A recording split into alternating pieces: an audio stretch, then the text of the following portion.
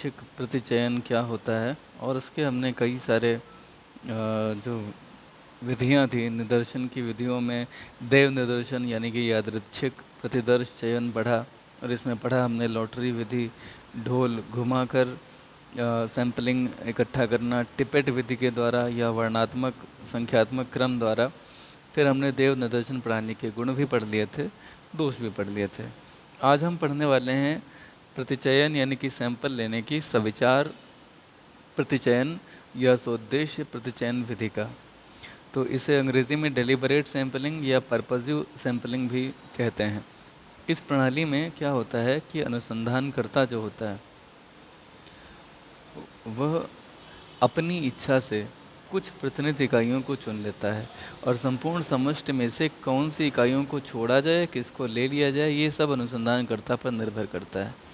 और ऐसे ऐसे समझ लीजिए कि जैसे क्लास में कोई टीचर आपको पढ़ा रहे हैं और अचानक से प्रिंसिपल मैम का क्लास में आगमन हो जाए, और वो टीचर नए नए अपॉइंटेड हुए हैं और उन्होंने पढ़ाना शुरू किया है, और प्रिंसिपल मैम ये देखना चाहते हैं कि बच्चे कितना संतुष्ट हैं, कितना सीख पा रहे हैं कि नहीं सीख पा रहे हैं। तो इसके लिए उन्होंने कहा कि क्लास के बच्चों से कोई सवाल पूछिए। तो टीचर ने उन बच्चों से सवाल पूछना शुरू किया, दो बच्चों को खड़ा किया जो उसके हिसाब से अच्छे बच्चे थे। तो यहाँ पर टीचर ने पूरे मान लिया 40 बच्चों के क्लास में से दो बच्चे जो चयनित किए सैंपल के तौर पे, वो कैसे थे, जो उसके उद्देश्य को पूरा करते। तो ये प्रतिचयन क्या कहलाएगा, सोद्देश्य प्रतिचयन। अगर वो अच्छे बच्चों को चुनेगा तो उसमें ये होगा कि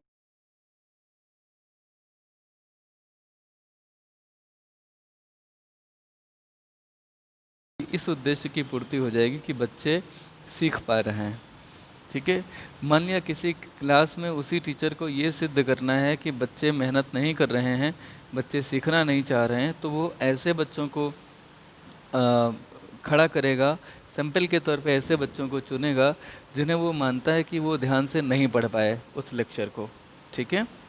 जैसे कभी कभी ये होता है कि मान लिया टीचर ये सिद्ध करना चाहता है कि एज ए स्टूडेंट्स आप लोग क्लास में पूरा मन लगा के नहीं पढ़ रहे हो, मैं जो बोल रहा हूँ आप उसे भी नहीं सुन पा रहे हो।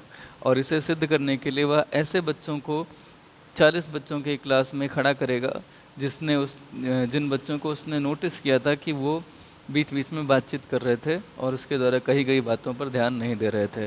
और जब उनसे सवाल पूछा जाएगा तो ऐसे बच्चे प्रश्नों का सही सही जवाब नहीं दे पाएंगे। तो ये भी सोद्देश्य प्रतिचयन है। हम जो सिद्ध करना चाहते हैं हम वैसा ही सैंपल चुनते हैं जो हमारे उद्देश्य को पूरा करे। इसे सविचार यानी कि डेलिबरेट मतलब होता है जानबूझकर, सोच समझकर। तो डेलिबरेट सैंपलिंग या पर्पजिव सैंपलिंग क्या है, जहाँ पे अनुसंधानकर्ता अपनी इच्छा से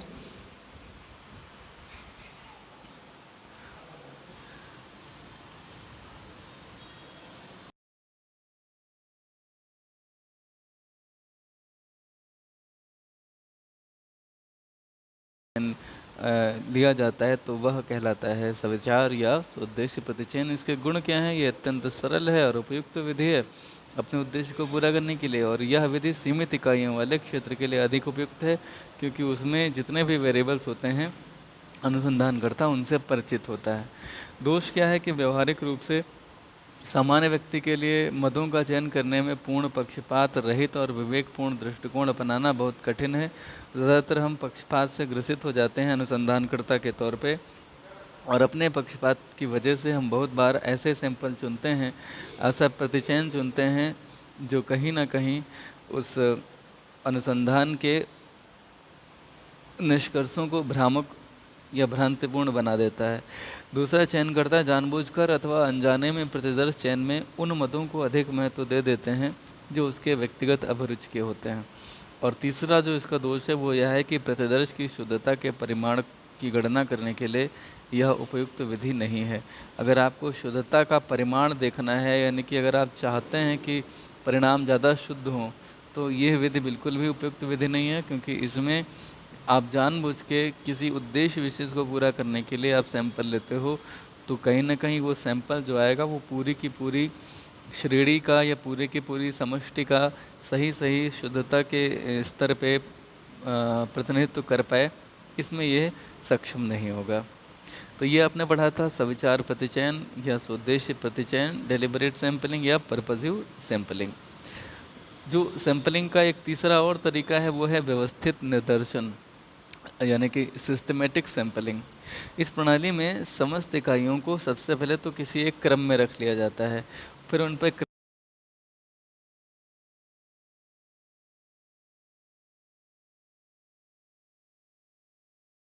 फिर शेष इकाइयाँ इसी क्रम के अनुसार चुनी जाती हैं। जैसे 40 बच्चे हैं तो उनको हमने क्या करा, 1 से 5, 5 से 10, 10 से 15 ऐसे करके हमने उन्हें, 40 बच्चे हैं तो 8 ग्रुप में बांट दिया, 15 से 20 और ऐसे ही 8 ग्रुप हो गए।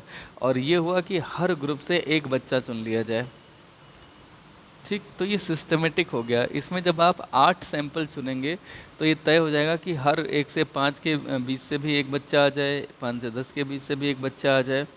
तो ये क्या कहलाता है, व्यवस्थित निदर्शन। ये एक थोड़ा सा ऐसा तरीका है जिसमें ऐसा नहीं होगा कि मान लिया आप 8 सैंपल चुनते हैं तो पता लगे वो 1 से 10 तक के जो है इसमें 7 आ गए और कहीं 18 आ गया, 27 आ गया, लेकिन 30 से 40 में से कोई एक भी नहीं आया। तो जब आप यादृच्छिक प्रतिचयन चुनते हैं तो उसमें ऐसा होने की संभावना रहती है। लेकिन व्यवस्थित निदर्शन में आप क्या करते हैं कि आप यादृच्छिक और डेलिबरेट दोनों का उपयोग कर रहे हो एक साथ। अगर आप ध्यान से देखो इसमें क्या हो रहा है, इसमें आप ग्रुप बना रहे हैं, फिर प्रत्येक ग्रुप में से आप जो है एक एक चुनाव जो कर रहे हैं वो आप जो है रैंडम सैंपलिंग से कर रहे हैं, है ना। इसे फिर से पढ़ लीजिए तो आपको बात समझ में आएगी। इस प्रणाली में समस्त इकाइयों को क्रमबद्ध रूप में लिखकर उन पर क्रमांक डाल देते हैं, एसआर नंबर। जैसे बच्चे होते हैं ना, तो बच्चों को रोल नंबर दे दिया। फिर प्रथम 9 इकाइयों में से जैसे हमने मान लिया 5-5 के ग्रुप बना दिए, तो ये 5 इकाइयाँ हो गई पहली। इनमें से कोई एक से 5 रोल नंबर में से कोई एक रैंडमली चुन लिया गया। वो 5 पर्चियाँ पड़ी हैं, उसमें से एक निकालनी है, तो मान लिया 3 निकल के आया। ऐसे ही 6 से 10 पड़ा हुआ है, उसमें से कोई निकाला तो मान लिया 7 निकल के आया। इस तरह से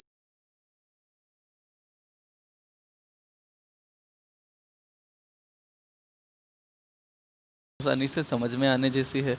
इस प्रकार के प्रतिदर्श चयन को उन परिस्थितियों में प्रयोग में लाया जाता है जहां इकाइयों के मानों में एक निश्चित क्रम में परिवर्तन होता रहता है। जैसे जहां पे आपको लगता है कि 0 से 5, 5 से 10 ये जो बच्चे हैं इनकी जो एज है वो धीरे धीरे बढ़ती जा रही है सपोज़, तो इसमें आपको लेना पड़ेगा पूरा। मान लिया आपको प्रत्येक अभी जैसे ये मैंने आपको ग्रुप बना दिए हैं, लेकिन मान लेते हैं कि हमने क्लास बना दी है। क्लासेस कौन कौन सी हैं, हम चाहते हैं कि अ, विद्यालय से पूरे हमें 20 बच्चों का डेटा लेना है सपोज़, ओके।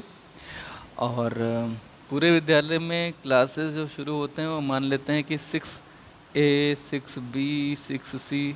तो अब हम क्या करेंगे, अगर हम 20 बच्चे लेते हैं, मेरी बात ध्यान से सुनना, अगर 20 बच्चे हम रैंडमली चुनते हैं तो ये भी संभव है कि वो सारे बच्चे क्लास 9 के आ जाएं, या ज़्यादातर बच्चे, मतलब कुछ क्लासेस से हो सकता है ज़्यादा बच्चे आ जाएं और कई क्लासेस हो सकता है छूट जाएं। ये भी संभव है कि ये जो 20 का सैंपल आए ये 10 साल से नीचे के ही हों, या हो सकता है 14-15 साल के ऊपर के ही हों। मतलब ज़रूरी नहीं कि हर आयु वर्ग के आ पाएँ। तो इसीलिए हमने क्या किया, पहले हमने ग्रुप बना लिए, सेक्शंस जिन्हें बोलते हैं, 6A, 6B, 6C, 7A, 7C। हर सेक्शन से एक एक बच्चा ले लिया। मान लिया 20 सेक्शन थे, तो हर सेक्शन से जब एक एक बच्चा लेंगे तो क्लास 6 का भी एक बच्चा आएगा, क्लास 11th A का, 11th B का, 11th C का, 11th डी ई का। 5 बच्चे 11th के मिल गए, 5 बच्चे 12th के मिल गए, ऐसे ही 5-5 बच्चे 10th 9th सबके मिल जाएंगे।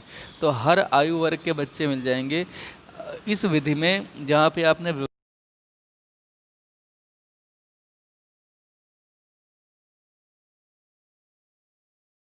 का पर्पस था औसत उम्र निकालना बच्चों की, क्लास में किसी कॉलेज में पढ़ने वाले बच्चों की औसत उम्र निकालना।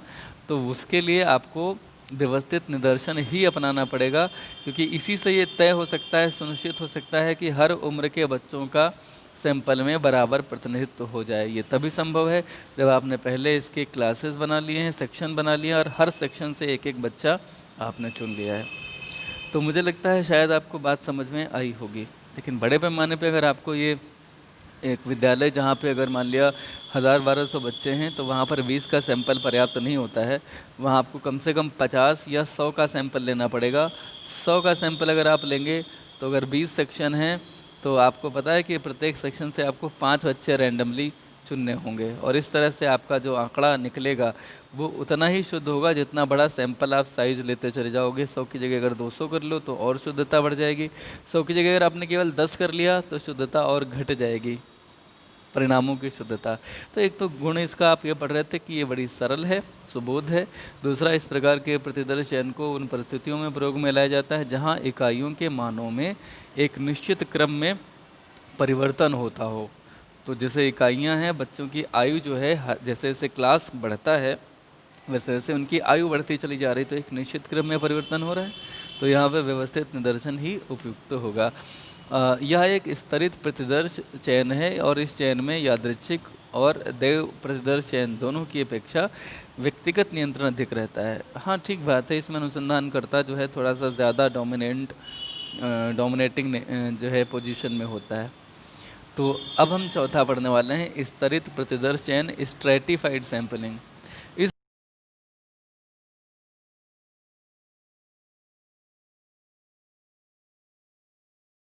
में बांट देते हैं और प्रत्येक स्तर में से प्रतिदर्शों का चुनाव कर लिया जाता है। वर्ग बनाते समय इस बात का ध्यान रखा जाता है कि प्रत्येक स्तर स्वयं में सर्वत्र सम यानी होमोजेनियस होना चाहिए। स्तर यानी स्ट्रेटम या स्ट्रेटा, ये जो है होमोजेनियस होना चाहिए, यानी कि जो वर्ग आप बनाएं वो आपस में समान गुणों वाले हों। होमोजेनियस का मतलब होता है समान गुणों वाले। प्रतिदर्शों के चुनाव में देव निदर्शन प्रणाली का प्रयोग किया जाता है। इस प्रकार चुने गए प्रतिदर्श स्तरित प्रतिदर्श यानी स्ट्रेटिफाइड सैंपल्स कहलाते हैं। यह प्रणाली देव निदर्शन तथा सविचार निदर्शन का सम्मिलित स्वरूप है। इसे मिश्रित निदर्शन यानी कि मिक्स्ड सैंपलिंग भी बोलते हैं, परंतु यह विधि दोनों विधियों से श्रेष्ठ है। ठीक है, अभी जो ऊपर आपने पढ़ा है उसमें ग्रुप बनाए जाते हैं और उसके बाद में उसमें से यादृच्छिक चयन द्वारा आप चुनते हैं। यहाँ बात ये कही गई है कि विभिन्न गुणों के आधार पर वर्ग बनाए जाएंगे और प्रत्येक स्तर से प्रतिदर्शियों का चुनाव किया जाएगा। ये देखा जाएगा कि वो जो ग्रुप बने हैं वो गुणों के आधार पर बने हुए हों। तो ये दरअसल क्या है, ये स्ट्रेटिफाइड सैंपलिंग इसलिए क्योंकि ये चरणों में, स्टेप्स में होती है। पहले ग्रुप बनाए जाते हैं, फिर उनसे प्रतिदर्श चुने जाते हैं। तो इसके क्या क्या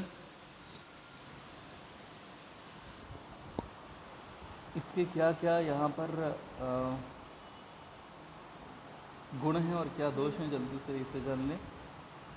तो हम बात कर रहे थे कि इस विधि में दो विधियों का मिश्रण है, दोनों के गुण विद्यमान हैं। एक तो कौन सी विधि है, एक तो विधि है ऊपर वाली जो आपने पढ़ी थी सविचार प्रतिचयन, और दूसरा कौन सी थी, दूसरा थी देव निदर्शन प्रणाली। तो दोनों के गुण हैं। तो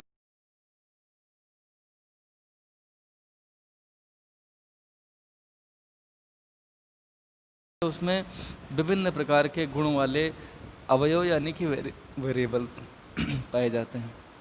इस विधि द्वारा प्राप्त प्रतिदर्श समष्टि का पूर्णतया प्रतिनिधित्व करते हैं, ये भी इसका गुण है। दोष क्या है, इस विधि में समष्टि को कई सर्वत्र सम स्तरों में विभाजित करना पड़ता है। मतलब ये काम बढ़ जाता है। सर्वत्र सम का मतलब होमोजेनियस, वही होमोजेनियस।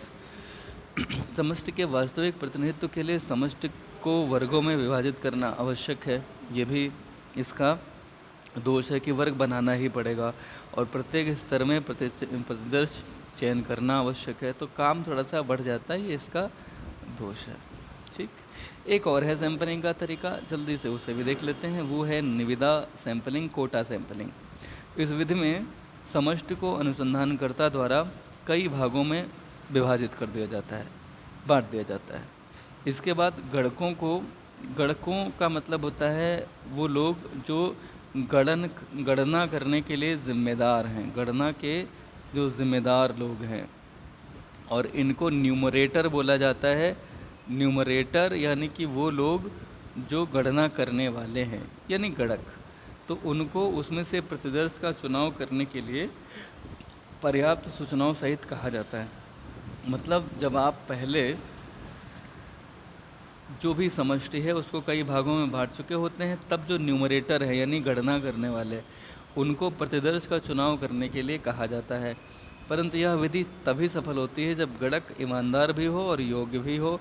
एक और आता है विस्तृत निदर्शन, एक्सटेंसिव सैंपलिंग। इस विधि में अधिक से अधिक इकाइयों को प्रतिदर्श के रूप में चुना जाता है, यानी यहाँ पर फोकस होता है ज़्यादा से ज़्यादा, बड़ा से बड़ा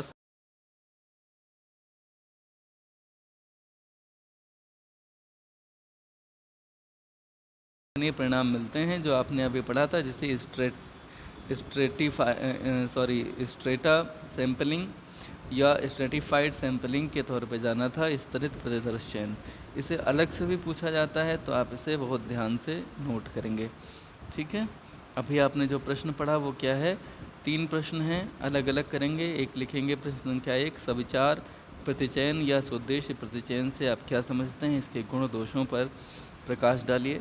दूसरा प्रश्न, व्यवस्थित निदर्शन यानी सिस्टमेटिक सैंपलिंग से आप क्या समझते हैं, इसके गुण और दोष बताइए।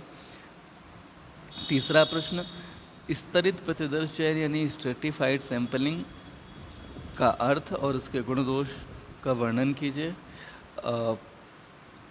प्रश्न संख्या 4, कोटा सैंपलिंग और विस्तृत सैंपलिंग के अर्थ बताइए। ठीक है, फिर आता है सैंपल साइज़, इसे भी सुन लीजिए और इसके बाद में ये टॉपिक पूरा करते हैं। सैंपल साइज़ से आप क्या समझते हैं, ये अंतिम प्रश्न होगा। ठीक, देखिए किसी भी सांख्यिकी अनुसंधान में जो अवयव यानी प्रतिदर्श चुने जाते हैं, यानी कि जैसे 40 बच्चों का एक क्लास है और उसमें से हमने 10 बच्चों को सैंपल के तौर पे चुना, तो ये जो चुने जाते हैं उनकी समस्त संख्या को प्रतिदर्श परिमाण या प्रतिदर्श का आकार कहते हैं। ये जो 10 चुना गया है ये सैंपल है, हिंदी में इसे ही प्रतिदर्श बोलते हैं। और ये जो 10 है, ये 10 एक मात्रा है यानी कि परिमाण है। परिमाण का मतलब होता है क्वांटिटी, और जो क्वांटिटी होती है वही उसका आकार भी होता है। किसी भी वस्तु या किसी भी वस्तु का कहीं पे भी आकार अगर देखेंगे तो हम उस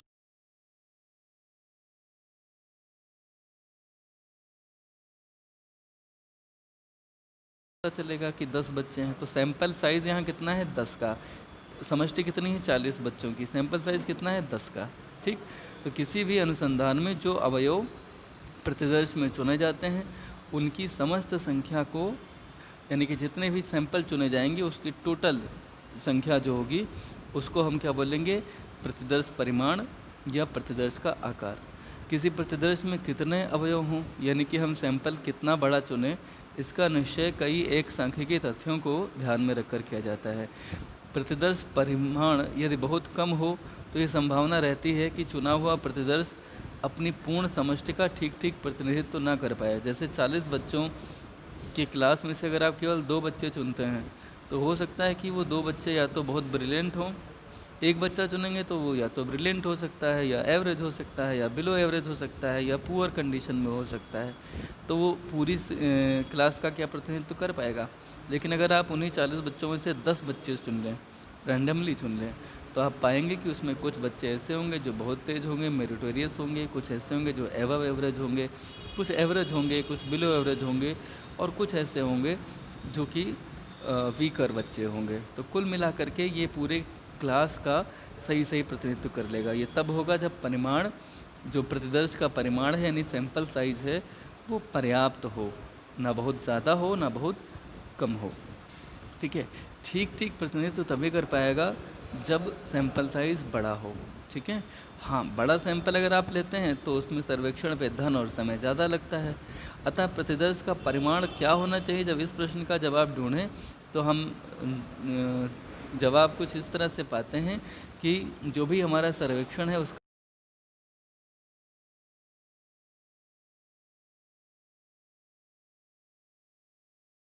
निष्कर्षों की जो शुद्धता है और उसकी सीमा जो है, तथा सर्वेक्षण पर होने वाले व्यय, धन एवं समय को ध्यान में रख करके ही हमें सैंपल साइज चुनना होगा। प्रतिदर्श परिमाण प्रतिदर्श चयन की सारणी पर निर्भर करता है। ठीक है, तो फिलहाल प्रतिदर्श परिमाण यानी कि सैंपल साइज आपने जाना, इसका भी आपको उत्तर लिखना होगा कि प्रतिदर्श यानी आदर्श परिमाण यानी सैंपल साइज से आप क्या समझते हैं। आज की क्लास यहीं पे संपन्न होती है। बहुत बहुत धन्यवाद।